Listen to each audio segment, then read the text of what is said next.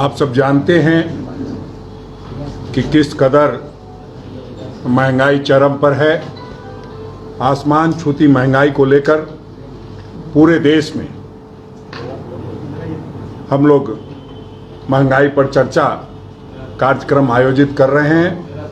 17 से 23 तारीख के बीच में सभी जिलों में एवं सभी विधानसभा क्षेत्रों में यह कार्यक्रम किया जाएगा। और जिस तरह से प्रधानमंत्री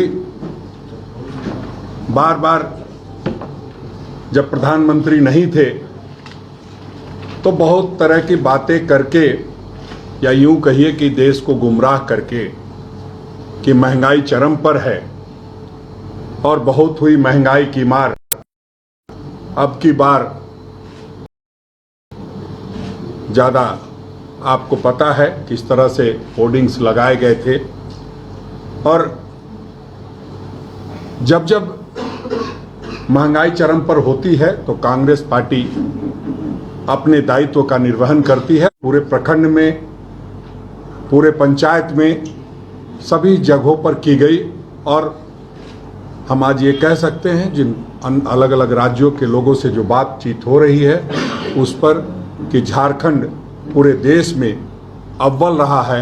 पूरे देश में जो आज़ादी की गौरव यात्रा हुई है उसमें सबसे पहले स्थान पर जो हमें बातचीत से लगता है वो रहा है। और आने वाले समय में अभी मूल्यांकन हो रहा है। अखिल भारतीय कांग्रेस पार्टी इन चीज़ों को भी क्लियर करेगी कि कहाँ कितना सफल यात्रा हुआ है। आप सब जानते हैं कि जिस तरह से महंगाई की मार पड़ रही है और माँ से महंगाई और माँ से माँ होती है, और जिस तरह से प्रधानमंत्री जी माँ से महंगाई और माँ से माँ की बात करके आए थे और कहते थे कि आग से जो धुआं निकलता है उससे कई माँओं का आँख जो है आँखों से अंधी हो जाती हैं, आँखों में कुछ दिखाई नहीं पड़ता है। वो तमाम माएँ जो है आज सवाल पूछ रही है कि जो आपने गैस का चूल्हा दिया था और जो गैस का सिलेंडर दिया था उसको कैसे भरवाएं। 450 का गैस का सिलेंडर 1000 रुपये का हो गया। तो आपने वो जो काम किया है वो मोबाइल कंपनियों की तरह किया है कि सिम फ्री में देंगे और चार्ज बढ़ाते जाएंगे। पहले 149 का दिया और अब पता नहीं कितने 149 का है और सभी लोगों को अवेल करना पड़ रहा है। वो चाहे 2G हो, 3G हो, 4G हो, 5G करके कीमतें बढ़ाई जा रही है। सबका स्पीड वही है जो पहले था। तो सिर्फ और सिर्फ पूंजीपति मित्रों के लिए प्रधानमंत्री जी काम करते हैं। हम प्रधानमंत्री जी से आग्रह करेंगे, निवेदन करेंगे, विनती करेंगे कि आप जो है पूंजीपति मित्रों की चिंता छोड़ करके देश के लोगों की चिंता कीजिए। तभी इस देश का भला होगा और तभी ऐसा लगेगा कि जो बातें आप कह करके आए थे उस बात पर कायम है। आप जानते हैं कि आज ही की खबर बता रहा हूं। अभी प्रेस कॉन्फ्रेंस करने से पहले, चूंकि प्रधानमंत्री जी को इसमें बड़ा चुटकी लेने में मजा आता है कि कांग्रेस जब प्रेस कॉन्फ्रेंस करे तो ऐसा कुछ छोड़ो जिससे कि उनकी जो बातें हैं वो इस तरह की लगे कि तुम चाहे कुछ भी बोलो, हम अपना काम करते रहेंगे। जब प्रधानमंत्री जी को मालूम है कि पूरे देश में आज से महंगाई के खिलाफ जो है कार्यक्रम चलाया जाएगा, महंगाई पर चर्चा की जाएगी, तो आज एक निर्णय आता है कि 1 साल के बच्चे को भी अब फुल टिकट लगेगा। मतलब अपने आप गोद में सुलाइए और पूरे बर्थ का पैसा दीजिए। और अगर बर्थ पर बच्चा सो गया 1 साल का तो फिर रात में नीचे ही पाएगा। इतनी भी समझ प्रधानमंत्री जी को नहीं है। वो इसलिए कह रहा हूं, इसलिए मैं कहता हूं बार बार कि परिवार को समझना, परिवार के साथ रहना और बात है और सरकार चलाना और बात है। पारिवारिक अगर चीज़ों को देखेंगे तो निश्चित रूप से ऐसा लगेगा कि ये कार्रवाई ठीक नहीं है। अब 1 साल से ऊपर के बच्चों को अगर फुल किराया देना पड़े, सीनियर सिटीजन्स के लिए हम लोगों ने इतनी अच्छी व्यवस्था की, बीच में उसको पूरी तरह से खत्म कर दिया गया। जो सीनियर सिटीजन को छूट मिलती थी ट्रेन में, वो भी खत्म कर दिया गया। वर्ष 13-14 में जिस तरह से प्रधानमंत्री जी बात करते थे, वो किसी से छुपा नहीं है। 8 साल से ज़्यादा हो गए, महंगाई, बेरोजगारी कम होने का नाम नहीं ले रही है। आप देखेंगे तो विभिन्न जो इनकी नीतियां हैं, आर्थिक नीतियां हैं, उसके कारण महंगाई रिकॉर्ड स्तर पर है। बीते 14 महीने से महंगाई दर दोहरे अंकों में है।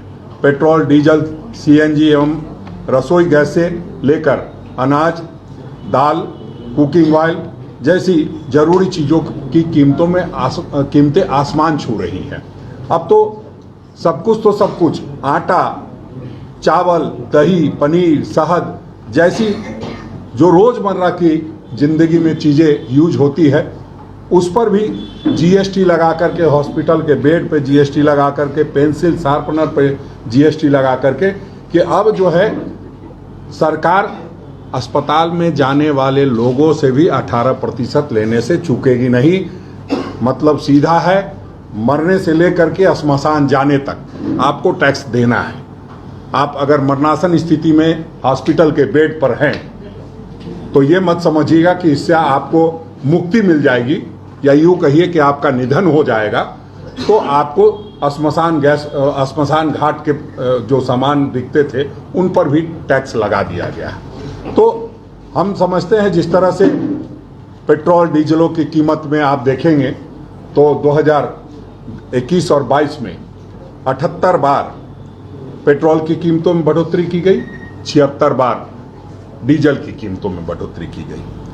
जो हाल 2014 में एलपीजी सिलेंडर का दाम 410 रुपया था, 2022 में 1053 रुपया प्रति सिलेंडर हो गया, जो 156% की बढ़ोतरी को दर्शाता है। पेट्रोल 71 रुपये प्रति लीटर था, 100 रुपये प्रति लीटर हो गया, 40% की बढ़ोतरी को दर्शाता है। सरसों तेल 90 रुपये प्रति लीटर था, 200 रुपये प्रति लीटर हो गया, 122% वृद्धि को दर्शाता है। आटा 22 रुपये प्रति किलो था, आज 35 से 40 रुपये प्रति किलो मिल रहा है, जो 81% बढ़ोतरी को दर्शाता है। दूध 35 रुपये प्रति लीटर था, आज 60 रुपये प्रति लीटर है, 71% बढ़ोतरी को दर्शाता है। कहने का मतलब ये है कि आप ना तो महंगाई पर काबू कर रहे हैं, ना ही ऐसे लोगों पर कोई कार्रवाई कर रहे हैं। महंगाई ऐसा नहीं है कि सिर्फ जीएसटी भर है, महंगाई अनर्गल रूप से बढ़ती जा रही है और सरकार का उस पर से नियंत्रण नहीं है, क्योंकि उनकी आर्थिक नीतियां पूरी तरह विफल है। 27 लाख करोड़ रुपए इस सरकार में पिछले 8 सालों में उगाहने का काम किया है, बावजूद तमाम सरकारी संपत्तियों को बेचने का काम ये सरकार कर रही है। ऐसे में हम सबों का चुप बैठना ठीक नहीं है। हम लोगों ने लगातार महंगाई पर चर्चा के लिए योजना बनाई है। सभी हमारे जो मंत्रीगण हैं 6 जिलों का दौरा करेंगे। सभी विधायकगण अपने विधानसभा क्षेत्र को छोड़ करके बाकी जो उनको विधानसभा के अभिभावक की जिम्मेदारी दी गई है, या यूँ कहिए पालक की जिम्मेदारी दी गई है, उनको वहाँ जाना है। संयोजकगण 25 जिला में जाएंगे। साथ ही साथ सभी जो विधानसभा में एक अगुवाई करने के लिए, नेतृत्व करने लोगों को डिप्यूट किया गया है, वो सभी लोग वहाँ जा कर के नुक्कड़ नाटक के माध्यम से, महंगाई पर चाय दुकान पर बैठ कर के आदि तरीकों से चर्चा करेंगे, महंगाई पर चर्चा करेंगे। और जो आप कहते हैं बराबर कि आप प्रेस ब्रीफिंग से तो आप सारी बातें कहते हैं, मैदान में जो, या यूँ कहिए कि लोगों में ये जहन में बात नहीं है कि महंगाई मार रही है लोगों को, तो उस बात को बताने के लिए, या यूँ कहिए उनको जागरूक करने के लिए इस कार्यक्रम को हम लोग कर रहे हैं। और जो आप बहुत सारी चीज़ें साथ में है कि इसी तरह सब्जियों की कीमत में भी 35% की वृद्धि की गई है। नमक, जिसके लिए आंदोलन किया था महात्मा गांधी ने अंग्रेजों के समय में, उस नमक पर भी अब 41% की वृद्धि कर दी गई है। तब जब नमक को भी नहीं छोड़ा जा रहा है तो हम चुप बैठे रहें। जब हम अंग्रेजों के समय में चुप नहीं बैठे तो अब चुप बैठने का कोई मतलब नहीं बनता। इसलिए हमने 5 तारीख को 5 अगस्त को राजभवन पर जो घेराव किया था वो आपको देखने को लगा होगा कि लोगों में आक्रोश है और उस आक्रोश की वजह से इतनी भारी संख्या में लोग भी जुटे और इतने तरीके से शायद आज तक जो मैं जितने दिन से यहाँ पर राजभवन को घेराव करता रहा हूँ, इतनी भीड़ और इतना ज़बरदस्त समर्थन और आक्रोश पहली बार राजभवन पर देखने को मिला था। और उसके बाद हम लोगों ने लगातार ये कार्यक्रम तय किया है, हर जगह पे सड़क पर उतरेंगे। ये तो 17 से 23 का कार्यक्रम है। 28 तारीख को ये भी योजना बनी है कि अखिल भारतीय कांग्रेस को